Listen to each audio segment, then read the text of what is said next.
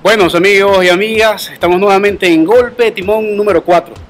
en esta consecución de programas que estamos tratando de hacerlo 2 veces a la semana en función de que ustedes puedan compartir con nosotros a través de la página porrea.org, a través de nuestro canal YouTube y a través de Poder en la Red y otras páginas que nos están replicando muy amablemente. Hoy tenemos una locación distinta, como están viendo, estamos incursionando en exteriores para el agrado nuestro y de ustedes en cuanto a la posibilidad de disfrutar el programa en todo su sentido. Agradecemos muchísimo las críticas, observaciones, sugerencias que nos han hecho. Realmente han ido nutriendo muchísimo la posibilidad del desarrollo del programa, que lo estamos haciendo en el marco de la guerrilla comunicacional. Así mismo es. Y en el marco de esta guerrilla comunicacional queremos referirnos en este cuarto golpe de timón al tema ¿parlamentamos o nos golpeamos? A propósito de los últimos incidentes de violencia que pudimos presenciar a través de los medios de información que ocurrieron recientemente en nuestro mayor cuerpo legislativo nacional, la Asamblea Nacional de la República Bolivariana de Venezuela. Parlamentar viene del francés parlamento, que además, entre otras cosas, significa el diálogo, de la conversación, de incluso utilizar la herramienta de la palabra en prosa o en verso, a largo plazo, en pocas palabras, poder intercambiar ampliamente ideas, y eso fundamentalmente es el Parlamento. Y es muy importante que el parlamentar en las democracias modernas occidentales posee el rango de poder público independiente del ejecutivo, del judicial, en nuestro caso, independiente también del poder electoral y del poder moral. Lo que ha sucedido en Venezuela en este reciente tiempo ha sido en el marco del desarrollo de un golpe blando, del intento por parte de la oposición venezolana de saber que no tiene ningún tipo de incidencia importante dentro de la Fuerza Armada Bolivariana y por lo tanto no poder generar la fuerza para generar un golpe tal como nosotros lo concebimos, y estamos muy claros que se acciona de manera violenta, agresiva y rápida.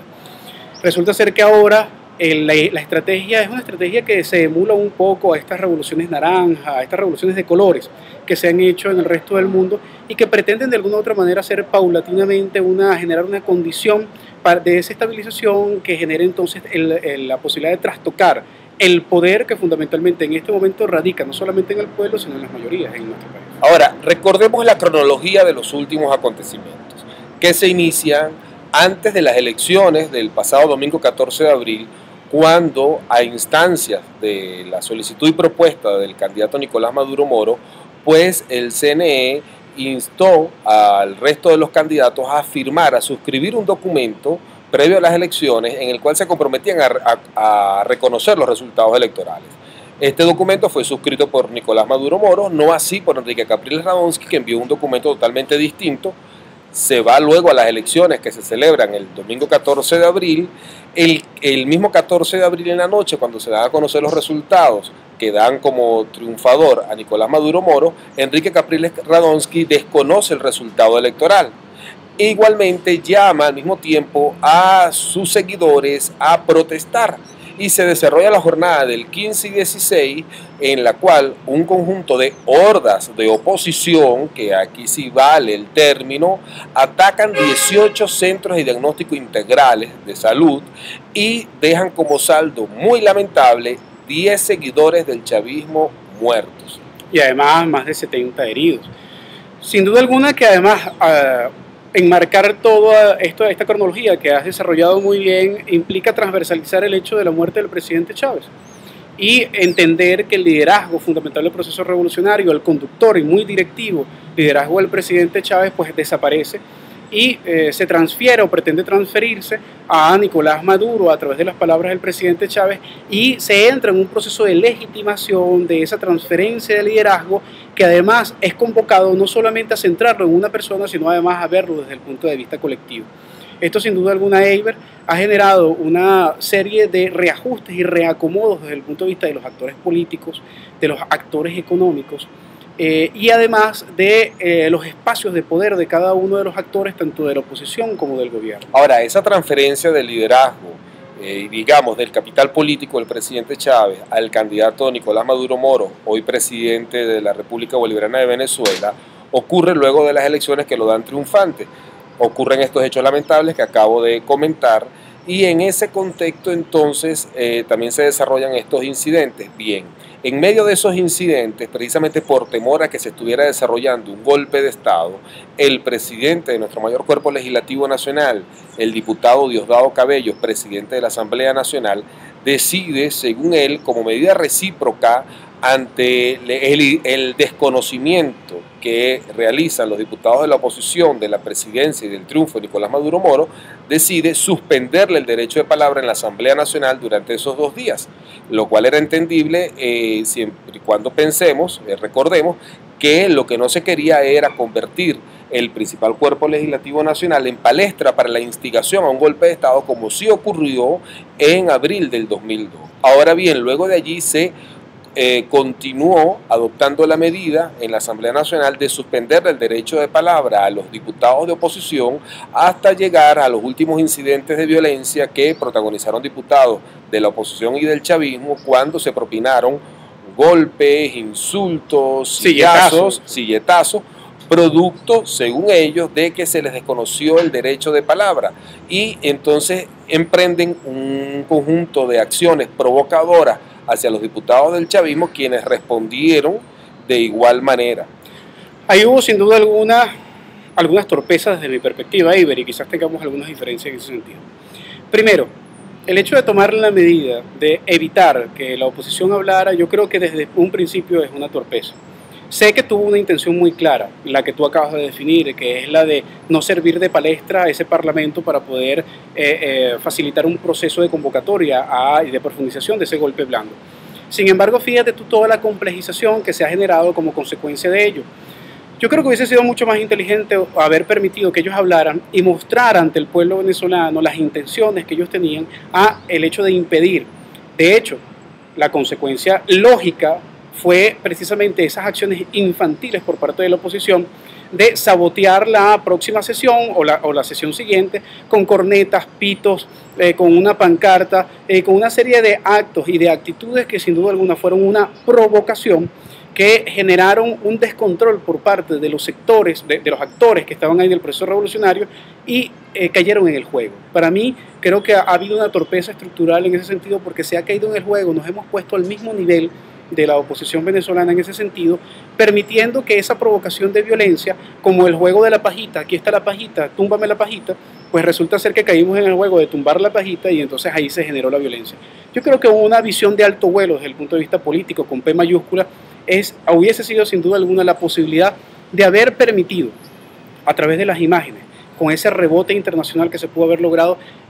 que se evidenciara el infantilismo político de la oposición, pero al caer en la violencia, lamentablemente no se pudo evidenciar el acto de ridículo, colocándose cascos, pitos, bocinas y todo el artilugio de cosas que utilizó la oposición, y esto permitió revertir a favor de la oposición una escena que a nivel internacional, sin duda alguna, que genera pronunciamientos como por ejemplo el de el insulso, que bueno, que definitivamente tiene una visión muy acomodatiza. La ONU también generó pronunciamientos y una serie de actores internacionales que lo hubiesen hecho de cualquier manera, Eiber, pero no sobre ese motivo y con base en un error del proceso revolucionario, porque creo que se hubiese podido evitar. Claro, a pesar de que yo diferimos ambos, porque yo trato de interpretar que la medida de suspensión del derecho de palabra pues podía tener justificación en el marco de impedir que se utilizara la Asamblea Nacional como palestra para un golpe de Estado, para practicar un golpe de Estado, que ahí tenemos la diferencia, Nigmer, y yo coincido contigo en que en los días posteriores, evidentemente, fue una medida innecesaria. Además, estamos esperando aún que la directiva de la Asamblea Nacional pueda proveernos de los argumentos jurídicos que fundamentan esa decisión, pues el reglamento interior y de debate, sepamos todos que es el que regula la función del Parlamento, lo que dice al respecto es que en el caso de que un diputado cometiera excesos, es decir, propinara insultos en el uso de su derecho de palabra, cometiera desmesura, pues se sometería a voto de toda la Asamblea Nacional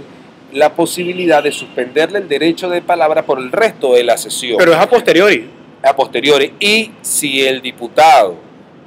sujeto a esta observación reiterativamente continuase violentando la convivencia saludable en el Parlamento, se sometería entonces a votación igualmente del Parlamento la posibilidad de suspender el derecho de palabra por todo un mes. Pero veamos que este es el mecanismo que dice el reglamento interior de debate y no otro. Por eso, digamos, no podemos decir que ese de fundamento jurídico para hacerlo más equilibrado posible, pero la verdad es que la directiva de la Asamblea Nacional hasta ahora no nos ha provisto como población con la fundamentación jurídica, más allá de decir el presidente Diosdado Cabello de la Asamblea Nacional que es un acto de reciprocidad, pero resulta que ese principio no está establecido en ninguna normativa. Ahora, respecto a lo que tú decías del pronunciamiento en el plano internacional, qué cosas, en los últimos 2 años han habido también trifulcas, sanpableras, golpizas en los parlamentos, Nimmer, de Grecia, de Turquía, de Jordania y de Italia, y eso nunca provocó que el Departamento de Estado de los Estados Unidos declarara que estaba preocupado por la situación de polarización política de Italia, de Turquía o de Jordania. No, pero lo peor, Eiber, es que ni siquiera, producto de los 9 o 10 muertos, no tengo una imprecisión en la cifra, que se produjo el 15 y 16 de abril, ninguno de estos entes internacionales y espacios de actores internacionales hicieron algún tipo de pronunciamiento, generando algún tipo de desprecio o de rechazo en relación con lo sucedido como consecuencia de la convocatoria hecha por Enrique Capriles Radonsky a una acción de desobediencia al poder electoral que condujo y que indujo fundamentalmente a ese tipo de acciones. De todas maneras, pues ya se nos ha acabado el tiempo, estamos tratando de reducir un poco más el tiempo para que ustedes puedan descargar mejor. Lo que estamos es pretendiendo abrir un debate en relación con algunas visiones adicionales a las que ya se han generado producto de la opinión pública y la discusión que se ha generado en torno a este tema. Déjame decir, Nimmer, por último, que no nada más nuestro cuestionamiento es al pronunciamiento de los Estados Unidos, que tiene esta doble moral, que así como apoya un gobierno dictatorial en Arabia Saudita, pues entonces está en contra de un gobierno que muestra mucha más apertura como el de Irán, sino que incluso la propia Organización de las Naciones Unidas y la Organización de Estados Americanos, a través del secretario general Insulza, también se han pronunciado cuestionando y preocupados por la inestabilidad política que existe en Venezuela, más no así por los otros altercados que acabo de mencionarles que han ocurrido en otros parlamentos. Pero bueno, hemos llegado al final, como dijo Nimmer, este es un intento por propiciar, por animar un debate, para nada pretende ser una exposición conclusiva o un programa que trate de... provocadores de la discusión desde el punto de vista de la visión crítica, de la visión autocrítica y desde la izquierda siempre comprometida. Bueno, nos vemos hasta la próxima entrega. Este fue nuestro 4.º golpe de timón. Hasta el próximo golpe de timón.